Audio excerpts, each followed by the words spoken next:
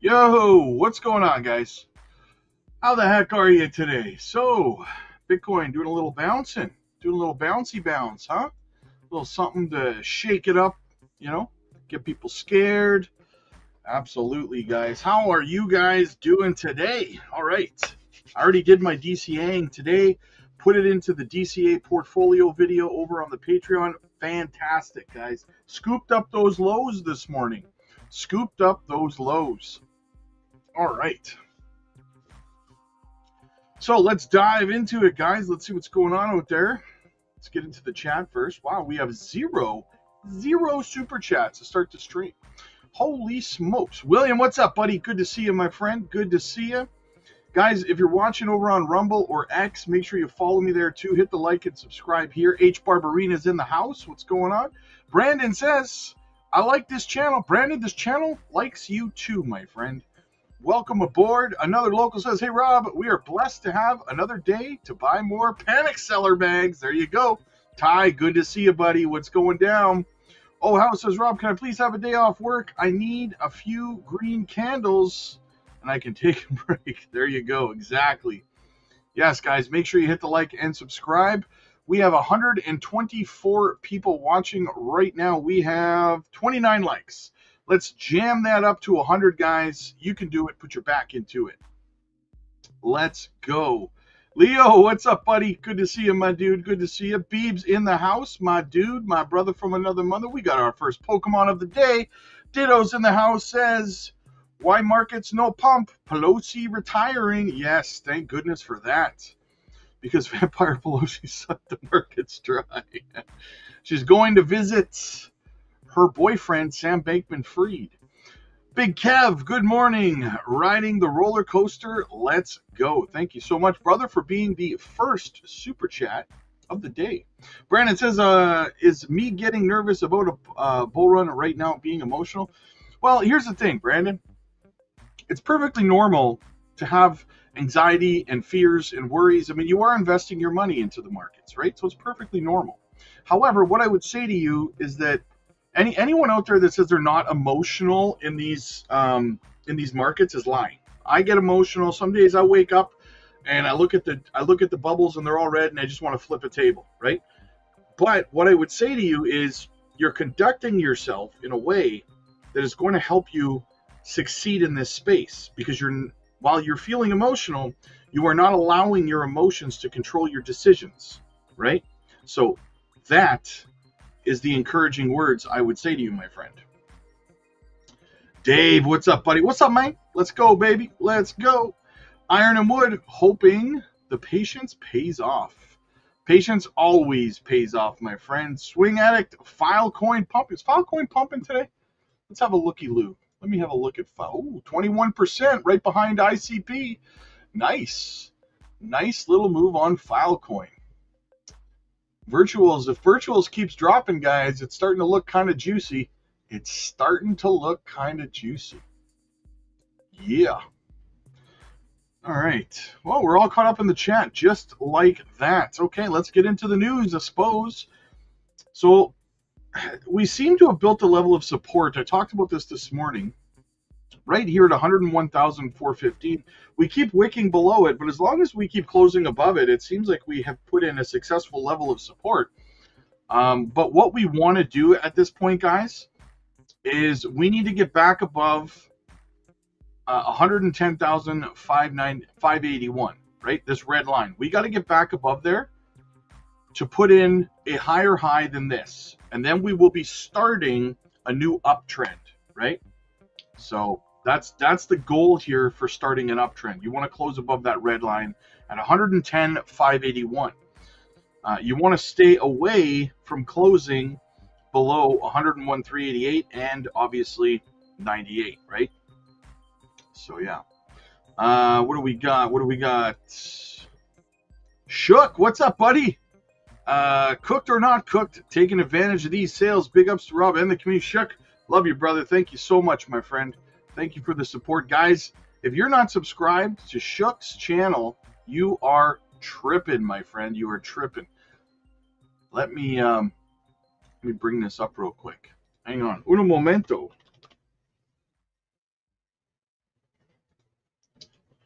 Uno momento. See if I can find it here. I just type in Shook and a bunch of songs come up. I don't know why it's not on my thing. I'm subscribed. That's weird. Maybe if I finish the name. There we go. There we go.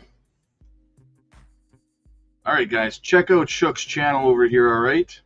Make sure you are subscribed over on Shook's channel. The man, the myth, the legend. Check it out today. Love it, man. Love it. All right, let's get back over to Bitcoin. Let's see what's going on. So yeah, so those are your support and resistance levels, guys. You want to get above 110,580. It's probably going to take a week or two to do that, though, right? One step at a time. We got to close above the 50-week moving average, as you guys are very well aware, as I've continued to show you on the charts for what seems like ever. It's really only been about 2.5 weeks, but yeah, so it's at 102,966 right now. So we were going to close the week on Sunday above that. Kat, what's going on? Good to see you. Good to see you. Did you see the new Zebix Spaces? Apparently, yes, I actually watched it. I'm covering it later in a video this evening. So new exchanges are coming. Let's go. Mario, it's me, Mario. What's happening, man? Strap on, strap off. Let's go. Thank you, Rob. I tell my colleagues, if you are confused about what to do, don't do anything and pray about it. Exactly. Exactly, right? Shook's in the house, 100%, man, 100%. Aman, what's up, buddy? Looks like more season. What? Looks more like the season will run into February. Yeah, not going to get shaken out. Exactly. Be strong, man. Be strong. Absolutely. Shook Focus in the building. Hell yeah, he is. Ray says patience is key. Smash the likes. Rob has our backs. 100%. Big Rob ain't going nowhere. He shook us all night long. Yeah, he did. Oh, I just closed my chat. What the heck's going on here? EZ, what's happening, man? Strawberry Dragon, thank you so much. Mike says, Rob, would you buy more Miri at this amazing price, or will you wait for a confirmation of BTC to close? I would probably buy more. I would just be DCAing, right? I just wouldn't go ape crap crazy or anything. Happy Thursday. Gamma's in the house. There she is, the one and only. Happy Thursday. All right, let's keep it going, keep it growing. Let's see what's going on out there. Let's cover a couple of articles here. Tom Lee sparks market debate with buy the dip call amid a massive ETF inflow. According to popular crypto analyst Tom Lee, investors should buy the dip, not financial advice. I'm only here to entertain and educate you. A phrase he emphasized using the well-known acronym BTFD, buy the effing dip, in the post on X. His message followed Bloomberg's Eric Balchunas reports showing record inflows into U.S. equity ETFs, with more than $47 billion moving into top funds in 1 week, or about $10 billion per trading day. That is crazy. Lee's statement aligns with his long-standing view that short-term market declines offer buying opportunities. Meanwhile, his firm, BitMine, is experiencing one of those market dips. The company, which manages $11.36 billion in digital assets, holds 3,395,422 Ethereum and 192 Bitcoin, giving it one of the largest public Ethereum treasuries in the market. Ethereum's price fell by more than 14% this week to around $3,334, bringing BitMine's market value close to the worth of its underlying holdings. Data from Blockworks research showed the company's trading at 1.04 MNAV on outstanding shares and 1.12 MNAV on a fully diluted basis. This indicates that investors are valuing BitMine's almost exactly in line with its crypto assets. The situation mirrors Tom Lee's comments from mid-October, when he said several digital asset treasuries had started trading below their net asset value, suggesting that the bubble may have burst during that period. The MNAV ratios for several Ethereum-focused treasuries had slipped below 1. The recent developments highlight growing caution among investors towards crypto treasury companies when valuations move close to asset parity. Markets signal a shook focus, see what I did there, on real assets value rather than speculative premiums. This near parity environment shows that investors are neither heavily discounting nor rewarding firms beyond their core holdings. So they're basically breaking even. Lee's post comes at a time when a massive capital inflow continues into traditional equity markets. While crypto valuations experience pressure, the contrast underscores a divided sentiment where traditional assets are attracting strong demand as digital assets undergo sharp corrections. Are you going to buy the fear, or are you going to be the fear? It's really up to you at the end of the day. What do we got? Shout out to Shook. Absolutely. Shook in the house, baby. Danny says, Thursday, drop the hammer, Rob. Let's go. Rise above in the house. Thank you for feeding the hungry with your great knowledge. Hey, absolutely, man. Jake the Snake's in the house. Milk Money has the power. Let's go. Charmander, what's up, man? What's that, our third Pokemon of the day? 2nd, I think. My first payroll deposit into Uphold for the ZBEC rewards should be hitting soon. Let's go, baby. Let's go. Brandon, I want to believe that the recent events in the world have postponed. Yes, you're absolutely right. Ramona's in the house, our very own crypto mom. She says, please hit the like and subscribe, everyone. Happy Thursday, weirdos. Let's frickin' go. Absolutely. All right, let's keep this bus in motion, shall we? Little Solana news. All right, little Solana news. Grayscale waives fees on Solana ETFs to attract new investors. So they're trying to get people to get in on their Solana ETF. Grayscale has decided to temporarily remove management fees for its Solana Trust ETF to boost adoption. The asset management company is betting big on Solana in hopes of attracting new investors. On Wednesday, November 5th, yesterday, the investment firm had decided to drop all management fees for its Solana Trust ETF, the GSOL. The GSOL sounds so bad.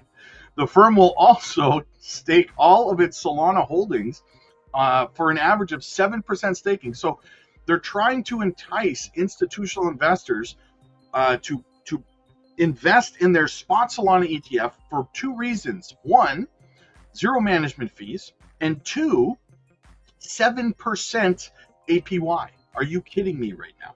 Right? Of course that's tempting for big money.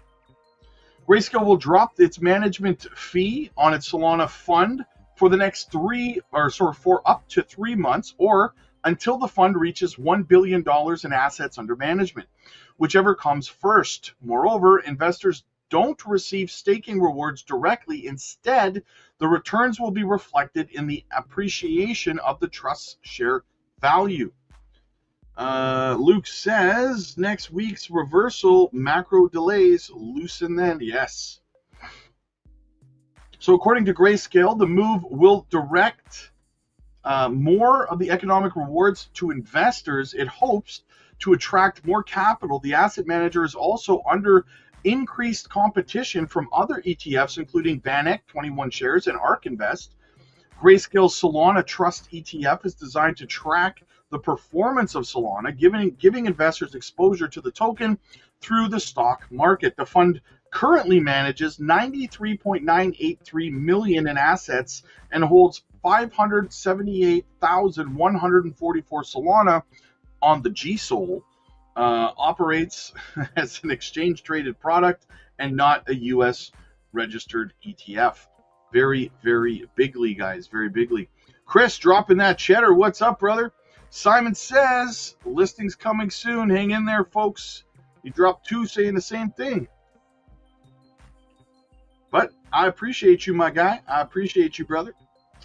Thank you so much, Chris. Gamma says, happy Thursday, Ramona. There you go. Let's keep it going, guys. That's big news. That's big news for potential institutional money coming into Solana, guys. Do not sleep on that. All right, let's get into this. Let's get into this ETF thing. Actually, you know what? First, we got to get into a clip. Eric Balchinian, like from Men in Black. Yes, exactly. All right, so Bitwise CEO Matt Hogan says retail investors are in max depression while institutional investors are bullish.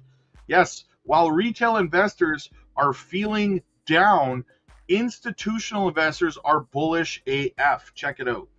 What do you attribute the sell-off to, and what's your outlook for the rest of the year? It's a really interesting time in the market because it's almost a tale of 2 markets. Crypto retail is in max desperation. We've seen leverage blowouts. We've seen issues with vaults. We've seen issues with yield protocols. And the market for sort of crypto native retail is just more depressed than I've ever seen it. I think that market is close to a bottom. It's hard to find a crypto native investor who still has much enthusiasm for the market. I think the market is shifting into an institutionally driven market. And interestingly, that market is still bullish. When I go out and speak to institutions or financial advisors, they're still excited to allocate to an asset class that if you pan back and look over the course of a year, is still delivering very strong returns. So my view of the market is we have to get through this retail flush out. We have to hit bottom from a sentiment perspective. I think we're very close to that. And then I'm optimistic that we rally into the end of the year and into 2026 as the institutional investors who are more maybe even keeled about what's going on at a fundamental level in crypto start to drive the market forward. So I'm optimistic, but we do have to finish this washout of retail sentiment.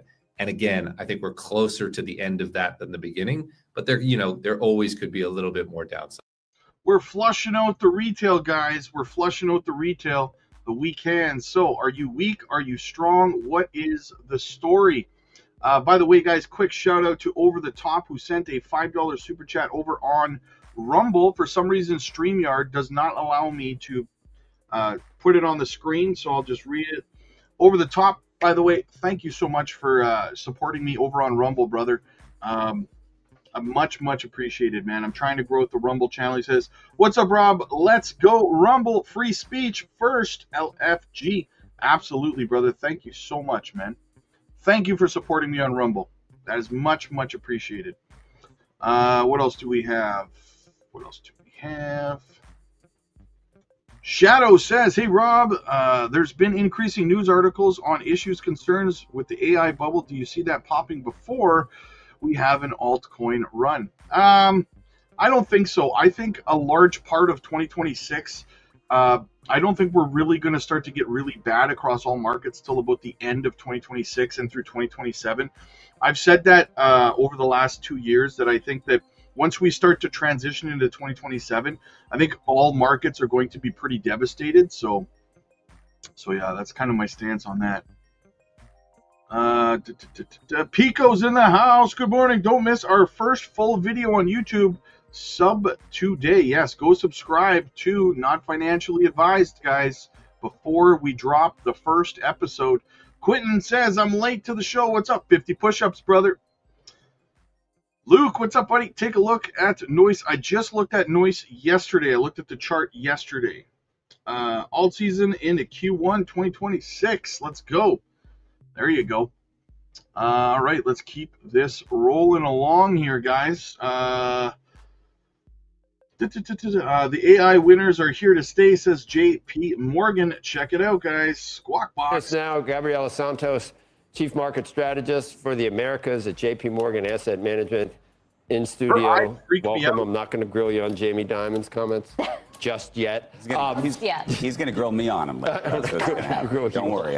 Thank you, Andrew. You rightly point out that some of it came home. A couple of chickens came home to roost with the AI valuations. Is that going to continue, or do you just try to focus on other areas of the market you feel more comfortable with, or do you make a decision to step back in when there's a pullback? So I think in our conversations with clients, there's no real debate around whether AI is a transformational technology. Right. It's really much more how over-extrapolated it already is, it looks like she's freaking and out. staying ahead of the next waves of that investment. So I think in terms of the Magnificent Seven, earnings last week were a really important hurdle to have crossed. We still see extraordinary over 20% earnings growth in the group. And importantly, we do see monetization of it, for example, with cloud revenue growing 25% year over year. But you're already in the next phase for those hyperscalers, whereas there's a lot more differentiation in stock reaction after these magnificent earnings are reported. So this continuation of dispersion within the early winners of the AI story is really here to stay.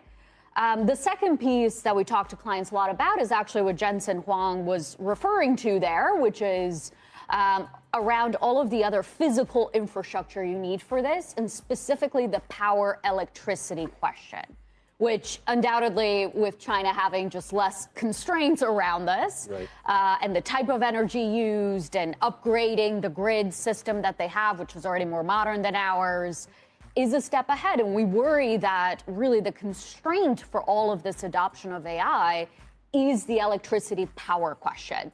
So there's a lot of interest in investing in solutions here, especially in private markets and infrastructure funds, especially in contracted power companies, as well as those that are working to actually upgrade the grid, which we haven't done in decades and decades. You could even tie, I guess, not just is it subsidized in China, but they don't have the emission regulations that we still have, that maybe Bill Gates wants to get rid of by now. But they're building coal plants. But okay. They're building. He should. He'll get there. But they're building coal plants.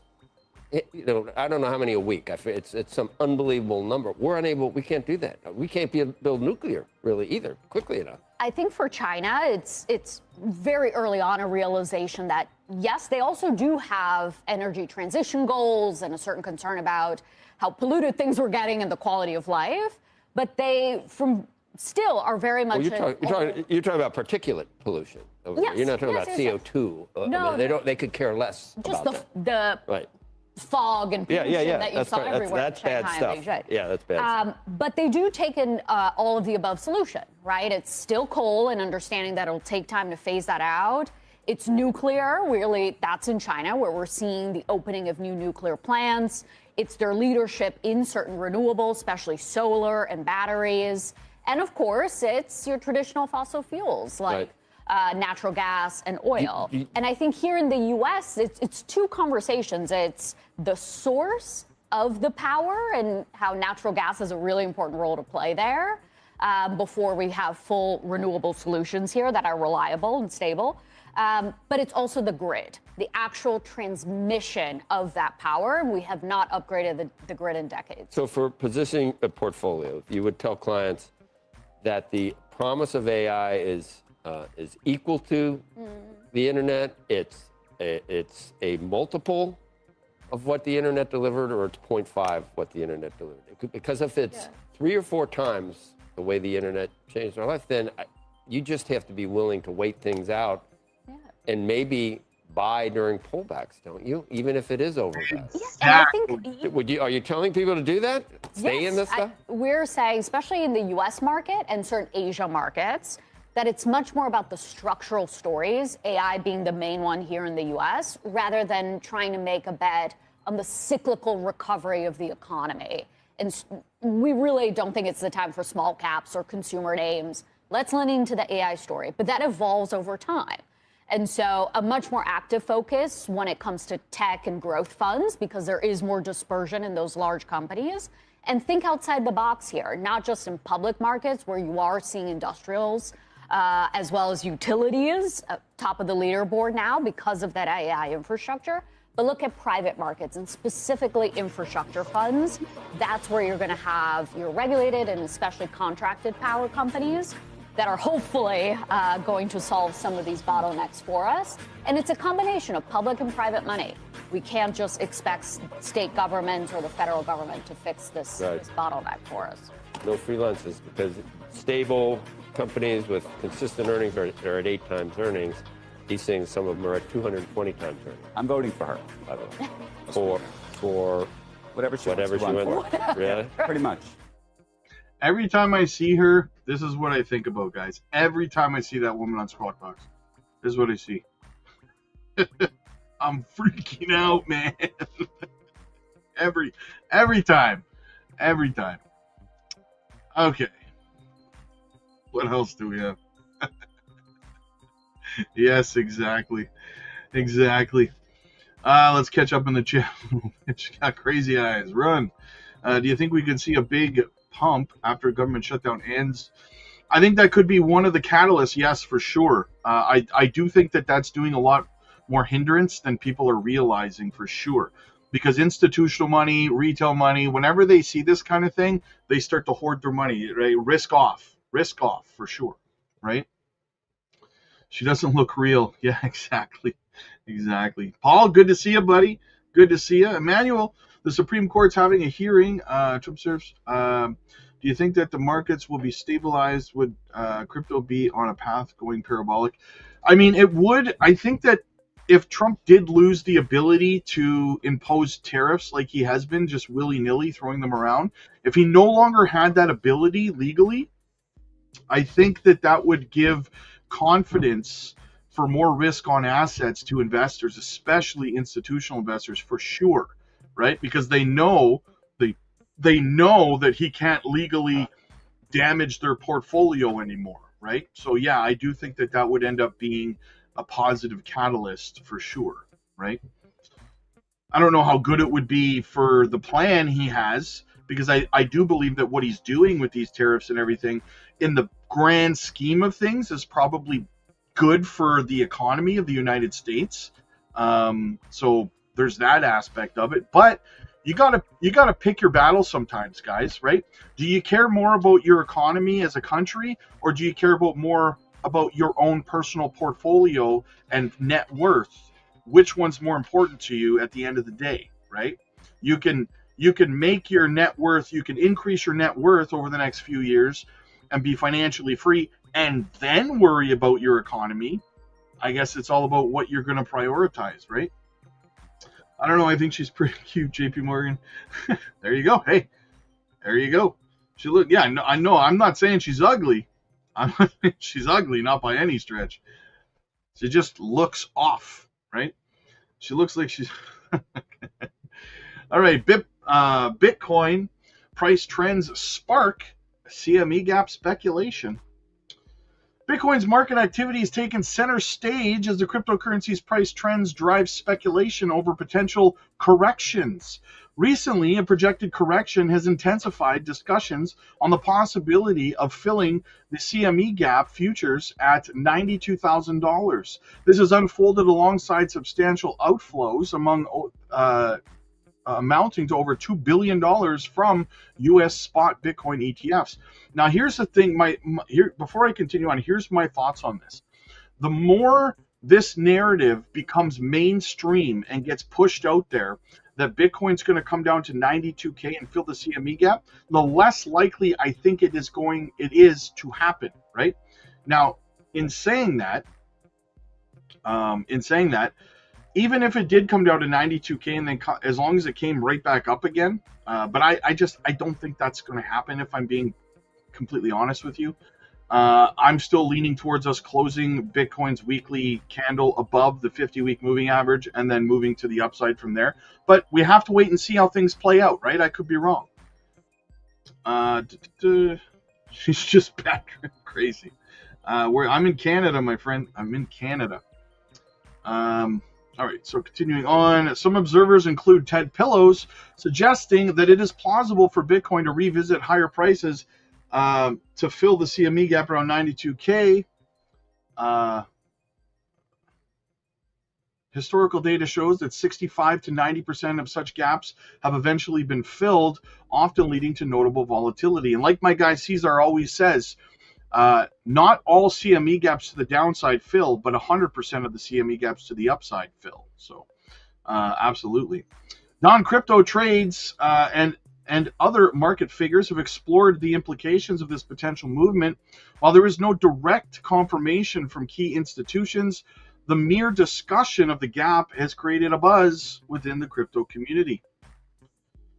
Recent reports indicate that U.S. spot Bitcoin ETFs have faced over $2 billion in outflows, marking a significant reduction in institutional participation. This trend comes as negative net flows have persisted in recent weeks, highlighting concerns among market watchers. Sentiment, an on-chain analytics platform, emphasized the need for a reversal in this trend. Bulls need to see the trend completely flip in order to expect a sustained price rebound for all of crypto. Markets rise when the stakeholders accumulate. Stakeholders accumulate and the coins that small wallets shed. Exactly. So they buy retail fear, right?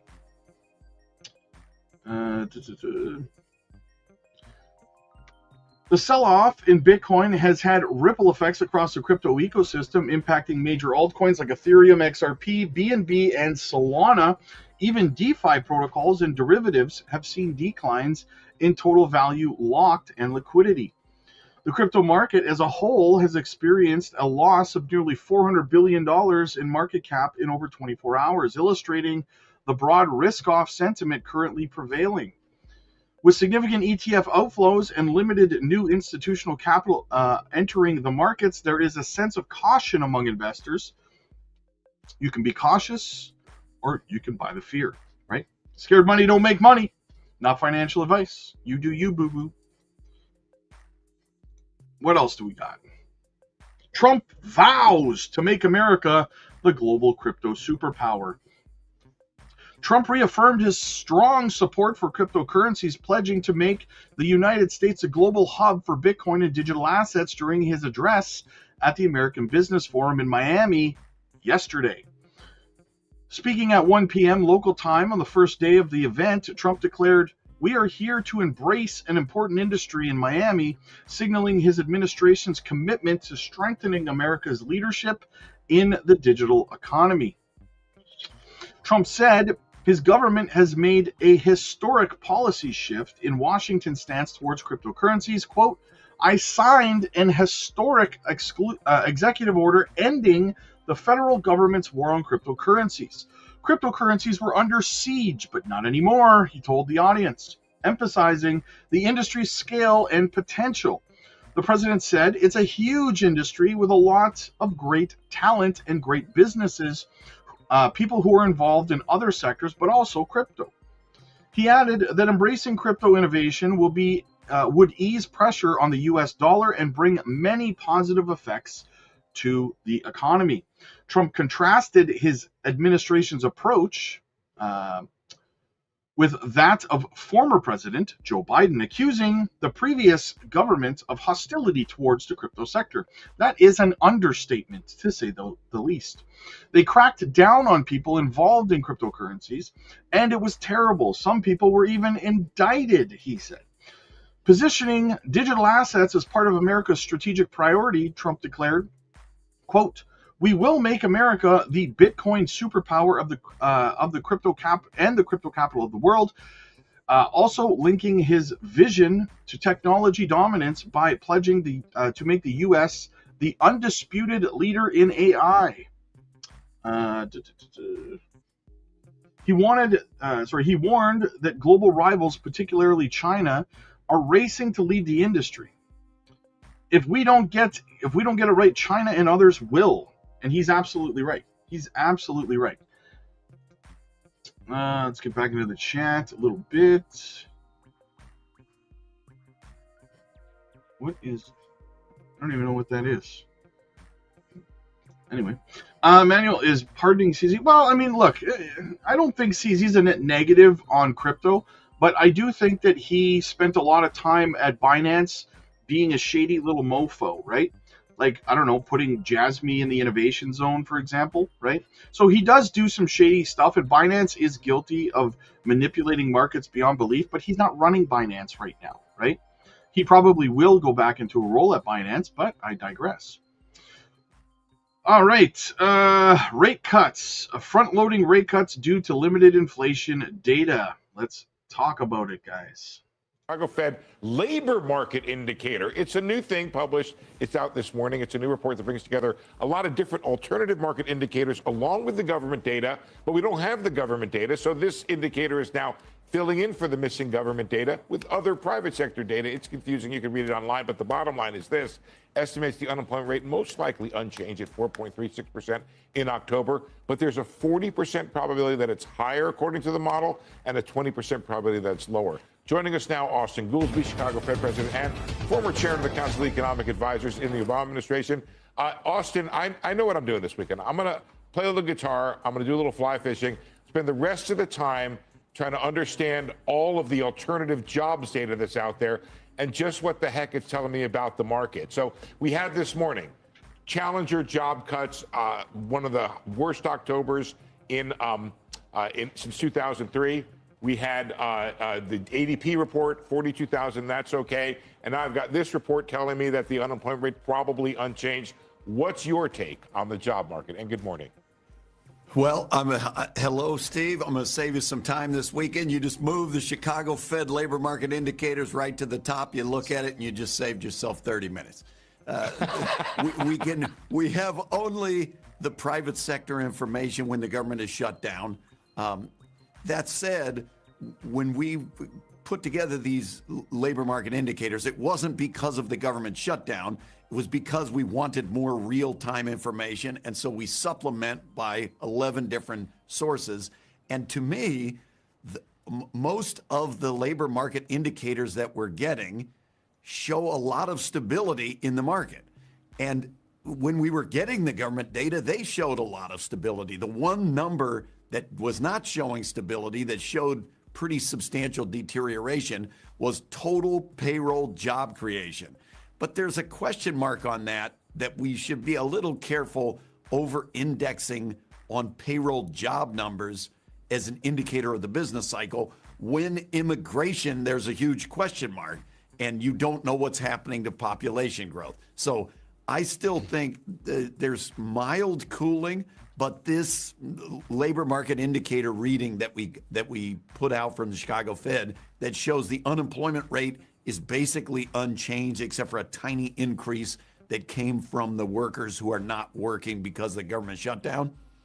And at the hiring rate shows a lot of stability, and the layoff and vacancy rate also shows a lot of stability. That's what it feels like on the labor side so far to me. Okay, there's a different way to look at it, which is not what does the numbers say now and what was it before and how the change is, but where the risks lay. And what do you say in terms of what the downside? Is there greater downside risk to the job market? And how does that compare with your assessment of the risk when it comes to inflation? I'd say a little. I'd say there's a little more danger. It feels like mild cooling. The hardest thing that is among the hardest things a central bank has to do is to get the timing right when there are moments of transition and try to figure out the through line of what's happening. That's why I still continue to think that there's a lot of stability, and we're in an unusual environment, which is this low hiring, low firing environment. The beginnings of recessions and business cycles are not historically low hiring, low firing. There tends to be low hiring when there's high firing, or when the economy is booming, the reverse. It characterizes periods of high uncertainty when businesses pull back and they have both low hiring and low firing. And when I'm out here in the Midwest talking to business people in the Chicago Fed district, I still hear a lot about that. We don't know what the rules are going to settle down at. We might still get deals on tariffs. We need to figure out where we are before we're going to reach an equilibrium. So I think there's still that uncertainty hanging over us. Does that uncertainty and that lack of understanding where the equilibrium is make you reluctant to continue the rate cutting cycle that the Fed appeared to be on? Maybe. I mean, I think there's a subtlety that is asymmetric when you turn off the data like we have. And that is, we have a bunch of indicators from the private sector and from the Chicago labor market indicators, et cetera, about the job market. And we have very little private sector information about inflation. So when the government is shut down, we're not getting the official statistics. If there are problems developing on the inflation side, it's going to be a fair bit of time before we see that. Where if it starts to deteriorate on the job market side, we're going to see that pretty much right away. So that makes me even more uneasy, maybe I'd say, with front-loading rate cuts and counting on the inflation that we have seen in the last 3 months to just be transitory and assume that they're going to go away. Mr. President, what are the indications or the worrying parts of our current situation that would cause us to think that the labor market is softening? And by that, I mean, I know we've had tariffs. I'm not sure that's really enough to do it. The uncertainty from tariffs and what that does to businesses, maybe that could play into it to some extent. But you look at earnings and you look at the stock market and you look at things like that, and I'm trying to figure out why we would even be predicting that jobs would be weakening. We could be totally wrong. Jobs would deteriorate. It's an interesting question, especially when we're getting the GDP numbers coming in as strong as they are. Consumer spending strong, and if growth is that strong. Look into the abyss. There's nothing there, unless maybe AI is putting people out of business or something. Yeah, but look, you could have in the short run, if technology and productivity growth accelerated even more, and it's been pretty high in the last 2 years. If it accelerated even more in the short run, that might replace their need to hire labor, but that really wouldn't be the business cycle. I think it would have to be, you've seen this cooling. The hiring rate is pretty low. That's the weakest part of the job market, and everyone knows that and feels that. If you look at new graduates especially, they're feeling it's hard to get hired in a job. And so the deterioration of the job market, if it weren't sudden, if it were tied to consumer confidence, where you've seen consumer confidence hasn't been that high, maybe it would be rooted in that. But I think there's been a lot of stability in the job market. And the unemployment rate is objectively low, and the layoff rate is objectively very low. Both of those, that would be very unusual for the beginning of a recession. Another common practice that's not talked about in businesses, guys, which does add a rather significant margin of error, is that a lot of companies, believe it or not, a lot of companies, especially in the U.S., they put out ads and they advertise as though they put in numbers as though they're hiring when they're not actually hiring. We call them ghost jobs, right? And a lot of companies do that in order to make it look as though their company is doing better than it is, right? Look, we're doing so good, we're hiring. Meanwhile, it's a ghost job that they never actually end up filling, right? So that on a big scale also creates a margin for error when it comes to the job numbers in the economy. So I wonder if they create any kind of margin for error for those kinds of things, right? So yeah. Check this out, guys. All right, like Ramona says, make sure you subscribe over on the Not Financially Advised channel, the Pico LFG channel. The first show, they are dropping the first show soon. It is a Family Guy type show. First episode's dropping in mere days, guys. Go subscribe over there. It's free. So go shoot them a sub and follow along. You're not going to want to miss the first episode. I know I'm going to be watching it, so definitely check that out, my friends. All right, let's go back over to Bitcoin, see what's going on. I put the link to the Pico channel in the chat, by the way. Big John, what's up, buddy? Good to see you, man. All right, so Bitcoin still continuing to hold the line. Got to stay above this, what seems like it's trying to build support over the last 3 days, right here at $101,415. Interesting. So, yeah, we'll see where it closes today, guys. But more importantly, it's brutal. We still got like a bunch. What is it? Thursday? We got the rest of today, Friday, Saturday, and most of Sunday. So we've got like 3.5 days still till the weekly close. Brutal. Making us wait for it, man. It's going to drag as we wait for that close. But anyway, guys, listen, I have a coaching call I got to do over on the Patreon. Get over there, book your one-on-one coaching calls, or join our group coaching calls. Our trading group has been crushing it. We drop daily trade videos as well. Check out our free newsletter, microcap gem picks, and so much more, guys. All of our training courses are free, so get over to the Patreon today. Check it out for yourself. It's less than the price of a cup of coffee, guys, right? To get the help and guidance that you need to succeed in this space. Join me and thousands of other members today. The link is down below. It's in the pinned comments. It's in the description. It's in the QR code in the top right-hand corner of your screen. Click like if you like this video. Click subscribe if you really liked it. I'll see you guys in the next one. God bless.